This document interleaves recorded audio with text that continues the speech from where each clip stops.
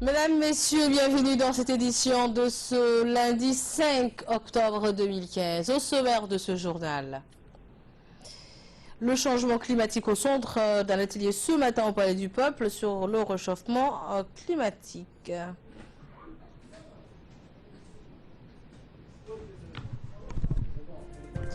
Et en Somalie, la campagne de prévention des cancers s'est tenue, une première en Somalie. Bonjour, un important atelier sur la contribution au niveau national de la République de Djibouti en matière de changement climatique s'est tenu ce matin au Palais du Peuple.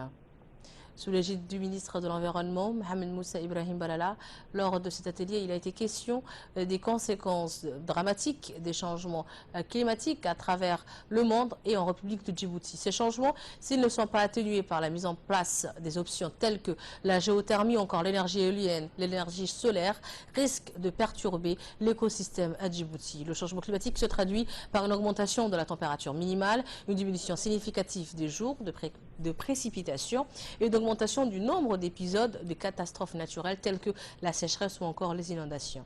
Était présent à cet atelier de communication sur la contribution prévue et déterminée au niveau national de la République du Djibouti en matière de changement climatique, outre le ministre de l'Environnement, la secrétaire d'État à la solidarité nationale Zahra Youssouf Rayad, la secrétaire d'État déléguée à l'habitat Amina Abdi Aden, ainsi que de parlementaires et des représentants de l'ambassadeur de France à Djibouti et la représentante du PNUD. Depuis le 14 août 2015. Cela démontre le respect des engagements pris par Djibouti aux côtés des autres nations du monde lors des processus de négociations précédents conduits sous l'égide des Nations Unies. Excellences, Mesdames et Messieurs, je ne voudrais pas m'attarder sur les conséquences néfastes du changement climatique sur la population et les écosystèmes naturels de Djibouti. De nombreuses études confirment sous différents angles que le climat de Djibouti tend vers une raréfaction des pluies ainsi qu'une augmentation du nombre et de l'intensité des événements extrêmes et en particulier les sécheresses. Dans son allocution, le ministre de l'Environnement et de l'Urbanisme, Mohamed Moussa Ibrahim Balala, a mis l'accent sur l'importance qu'au revêt cet atelier. Écoutons-le. Et je suis particulièrement content, fier, en tout cas, que les représentants du peuple sont manifestés aussi nombreux pour prendre part à cet atelier de sensibilisation, parce qu'il s'agit ici de vous présenter ce que le pays a présenté au niveau du secrétariat exécutif au changement climatique, qui sera tenu à partir du 30 décembre jusqu'au 30 novembre au 11 décembre à Paris. Le deuxième grand dossier, c'est la protection, l'aménagement, donc aménagement des territoires, surtout la réalisation des barrages, les travaux de conservation des eaux et des sols, micro-barrages, barrages, pour éviter les inondations, pour éviter que les écoulements de surface, le peu de précipitations qu'on a, souvent, ils vont à la mer. Donc, l'objectif, c'est d'essayer de mobiliser le maximum de ces écoulements à l'amont pour renforcer les nappes phréatiques et puis pour conserver l'eau et le sol, et en même temps éviter les inondations d'une paire de coups, parce que les aménagements d'infrastructures que nous entreprenons, surtout dans les deux pôles de développement des Djibouti que vous voyez, et de l'autre côté aussi dans le niveau des Tadjoura, il faut protéger ces infrastructures. Surtout à l'été, ou les soirs, vous venez de Valbla, vous traversez le Vedam. les emboulis. On sent la différence de température à l'extérieur de la zone de l'oasis et quand on rentre dans l'oasis. La température est nettement inférieure. Donc, on s'est engagé, il faut que cet engagement, pour que ce soit effectif, il faut que tout le monde contribue, participe. Et nous avons planifié actuellement, d'ici 2016, donc, de planter au minimum 600 000 arbres. Un programme de renforcement des capacités en statistique a été mis en place. Celle-ci s'est tenue sous le haut patronage du ministre du Travail chargé de la réforme de l'administration et le commissaire au plan chargé des statistiques en partenariat avec la DIZ et le SRASRIC.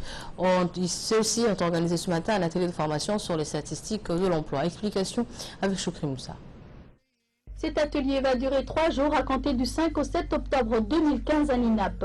Était présent à cet atelier le ministre du Travail chargé de la réforme de l'administration, M. Abdi Hussein Ahmed, le commissaire du plan chargé des statistiques de la NEFIP, le directeur de la DIZ, M. le conseiller technique et coordinateur des METRA. Dans un discours prononcé à cette occasion, le ministre de l'Emploi a indiqué que le 1er septembre dernier, le gouvernement avait adopté en Conseil de ministres la mise en place de l'Observatoire national de l'emploi et des qualifications, fort attendu par le président de la République, M. Ismaël Omar Guelleh, afin de disposer d'un établissement produisant à tout instant d'informations fiables et d'analyses pertinentes sur la situation de l'emploi et du marché du travail. En clair, il s'agit d'avoir des données fiables de qualité indispensables pour les décideurs politiques dans l'objectif de développement des leviers d'emploi. C'est dans ce cadre d'installation de l'observation et de promotion de l'emploi par le gouvernement que cet atelier sur les statistiques du travail s'inscrit. Et pour finir, le ministre a souhaité le plein succès à leurs travaux et a déclaré ouvert l'atelier de formation sur les statistiques du travail. Le ministère de l'Éducation nationale et de la formation professionnelle a lancé ce matin la célébration de la Semaine nationale de l'enseignement dans l'ensemble des établissements scolaires de la République de Djibouti. En effet, cette journée mondiale des enseignants est une journée internationale célébrée tous le 5 octobre de chaque année et ayant pour but de sensibiliser à l'importance et au rôle des enseignants dans le système éducatif tout en examinant les qualités du travail des formateurs par le monde. Initiée par l'UNESCO depuis 1994, elle commémore la signature de la recommandation concernant la condition du personnel enseignant signée en octobre 1966. Lors de cette célébration de cette journée, donc, une délégation du BENFOP s'est déplacée dans les différents établissements de la capitale, comme vous le voyez sur ces images, afin de célébrer cette journée dans la joie et dans l'allégresse. Cette célébration a été émaillée de bout en bout par des activités culturelles variées et très ludiques, telles que des poèmes concoctés par les élèves de différents établissements scolaires dans cette circonstance festive à l'endroit des enseignants. Notons également que cette journée a été fêtée à Djibouti ville et dans les régions de l'intérieur du pays et a ainsi fédéré les énergies de tout le corps de l'éducation nationale. Ainsi, plusieurs cadeaux ont été offerts par les élèves pour les enseignants en guise de remerciement pour le service rendu par l'enseignant à la société en contribuant à son développement par le biais de la transmission de savoir. Rappelons enfin que tout au long de cette semaine, diverses activités sont prévues par le ministère pour rendre hommage aux enseignants pour leur rôle éducateur accompli au quotidien.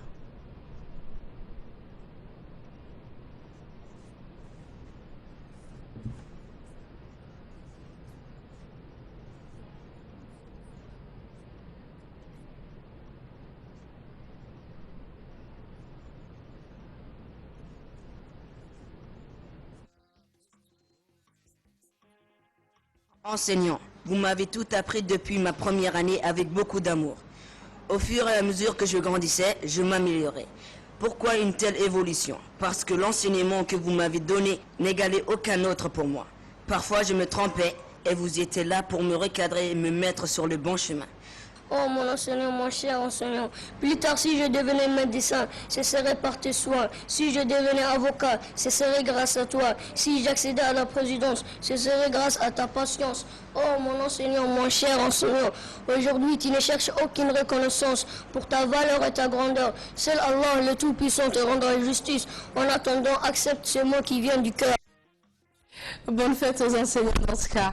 Les volontaires japonais pour la coopération à l'étranger et de la JICA ont présenté ce matin au Sheraton Hôtel de Djibouti le rapport de mi-parcours en République de Djibouti. Ces volontaires, rappelons-le, vivent et travaillent aux côtés des résidents et ils mènent leur activité en mettant l'accent sur l'autosuffisance. Leurs programmes ont pour objectif de contribuer au développement social et économique à travers des efforts basés sur les communautés pour faire face à la pauvreté, promouvoir la santé et l'éducation et répondre à d'autres problèmes des pays. Au cours de cette séance, les volontaires ont présenté tour à tour le rapport de mi-parcours consistant à améliorer les conditions de vie de la population locale. En participé, l'ambassadeur du Japon à Djibouti, Tatsuo Arai, le représentant résident de la JICA, le directeur des relations bilatérales du ministère des Affaires étrangères et de la coopération internationale et les activités de volontariat de ces jeunes ont été félicités et appréciés. On les écoute.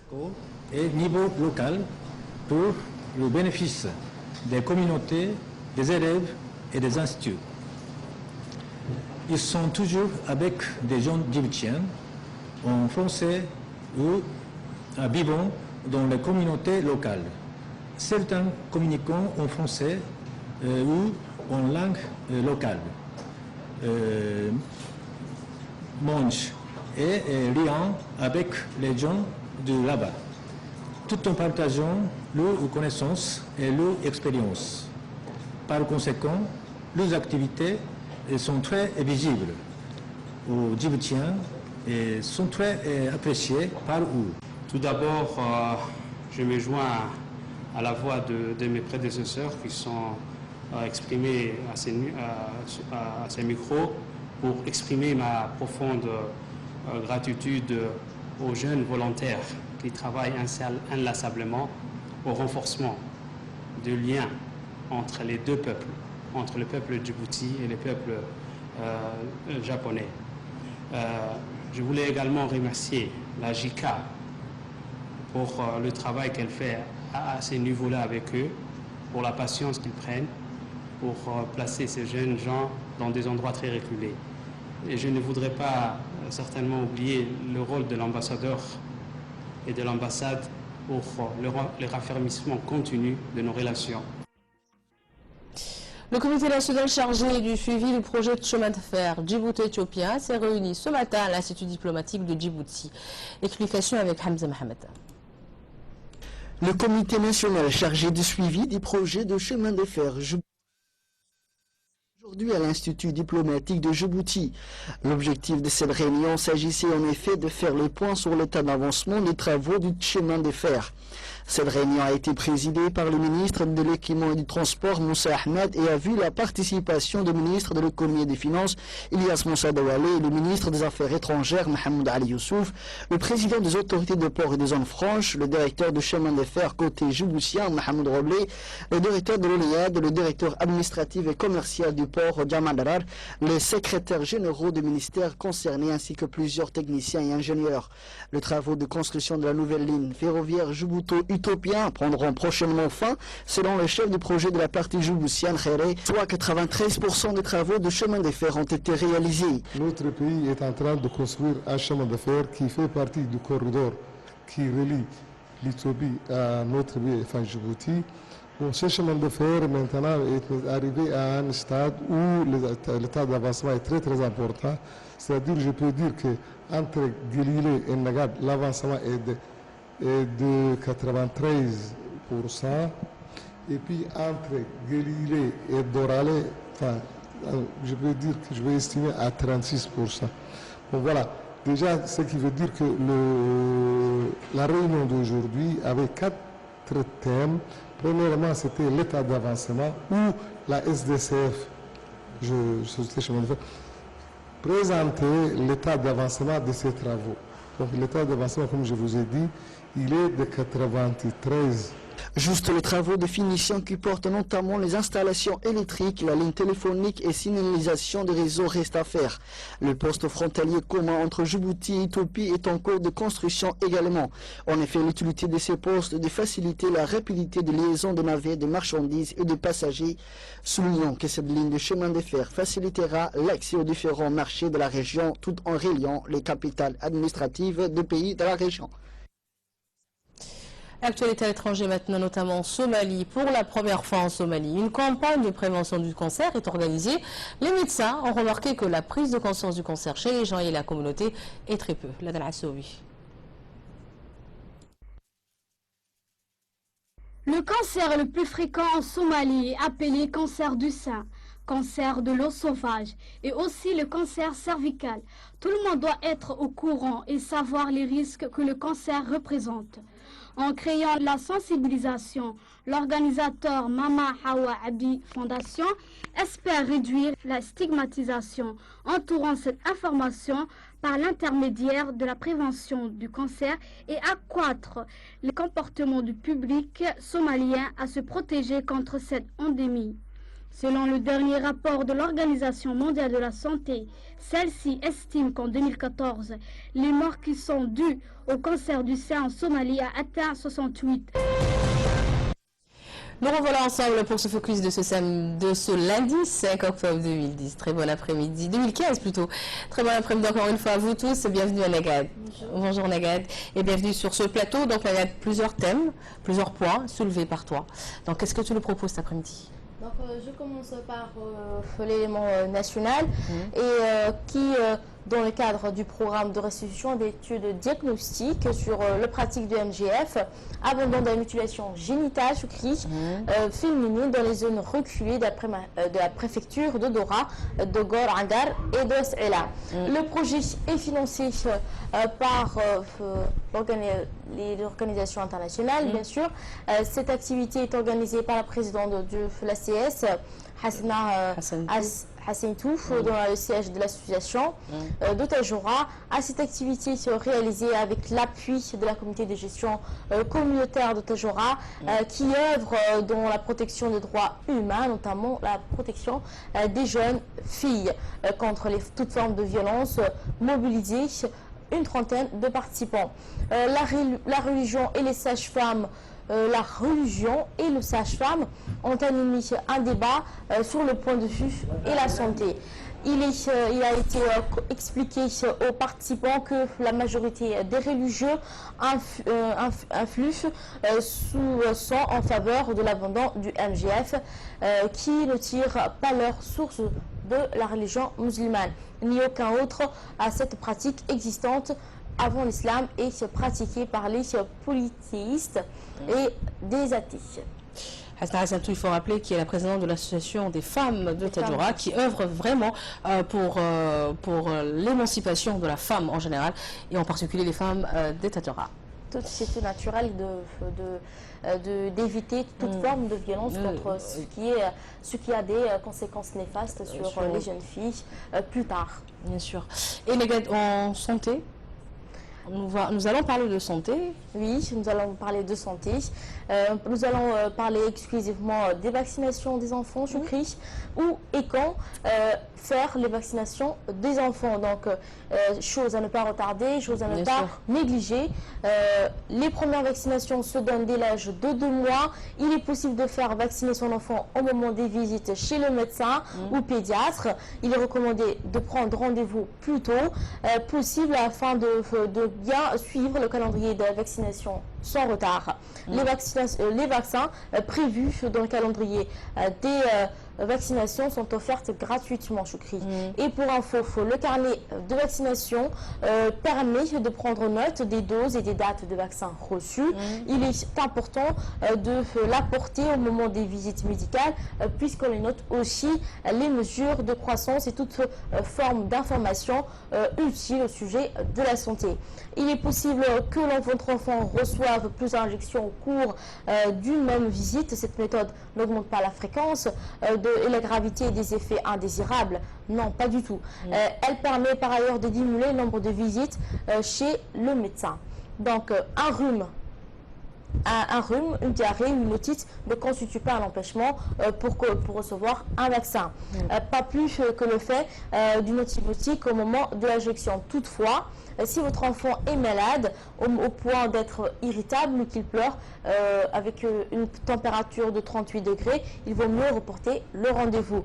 Et les réactions allergiques graves attribuables au vaccin sont très rares. Lorsqu'elles surviennent, elles débutent dès la minute de suivant l'injection. C'est pourquoi on demande 15 minutes à l'hôpital ou à la clinique en question d'attendre 15 minutes après l'injection. C'est dans le bien de l'enfant. Bien sûr. Et à l'étranger, en Afrique, Nagad, qu'est-ce que tu nous as préparé? On va parler aujourd'hui de la Tunisie qui lève l'état d'urgence instauré après l'attentat de Sousse. Mise en place après l'attentat de Sousse. En juin, l'état d'urgence a été levé vendredi dernier en Tunisie lors de cette attaque revendiquée à l'organisation d'État islamique a fait 38 morts. L'état d'urgence décrété le 4 juillet, prolongé au 31 du même mois, s'est terminé le 2 octobre dernier sur tous les territoires tunisiens, a annoncé la présidence de la République dans un bref communiqué. Cette mesure qui accorde des pouvoirs d'exception aux forces de l'ordre avait été réintroduite 8 jours après l'attaque djihadiste la plus sanglante de l'histoire de la Tunisie, puis prolongée par une durée de 2 mois début août face à la persistance des menaces. La cause sont toujours là. On est en guerre contre le terrorisme, avait alors augmenté le porte-parole de la présidence. Le 26 juin, 38 personnes, dont 30 britanniques, ont été tuées lorsqu'un étudiant tunisien armé d'une Kalachnikov avait ouvert le feu dans un hôtel de Porte El Katawi, près de Sousse. L'attentat a été revendiqué, bien sûr, à l'organisation d'État islamique, tout comme l'avait été celui qui avait visé les touristes du musée de Bordeaux en Tunis le 18 mars de cette même et tué 21 touristes et un policier. Tant mieux pour ça va donner un coup de pompe au tourisme tunisien qui a eu vraiment beaucoup de choses, qui a perdu beaucoup de choses, beaucoup de touristes lors de tous ces attentats justement. Merci Nagat pour ces précisions. Je te retrouve demain bien sûr. Merci à vous également de l'avoir suivi. Je vous retrouve demain à partir de 11h. Merci à toute l'équipe technique et à réaliser ce bulletin d'information. À très vite, à demain, ciao, bye bye.